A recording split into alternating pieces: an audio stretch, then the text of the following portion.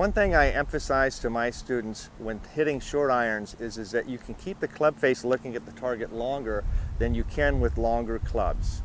To illustrate this, if you've ever been behind a tree and you've had to slice the ball around the tree and you have a 9-iron or a wedge, it's almost impossible to do. And the reason for that is when you hit a 9-iron or a wedge, your contact point on the ball is so low, you're producing so much backspin, it's really hard to curve the ball to the right.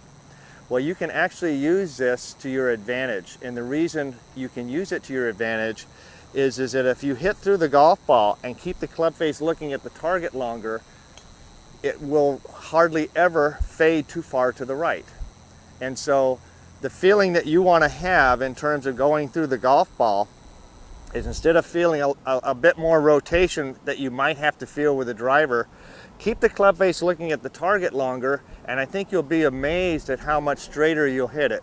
It will really reduce the amount of pulls that you'll have, and I think you'll be surprised it really won't miss to the right very often at all. The only way it would really miss to the right is if your path was shooting out to the right. So this is what it should look like as you're hitting the golf ball and you're the target. The club face is looking at the target as long as you can, so that your ball doesn't start to the left. Try that, and I think you'll find your short iron play will really improve.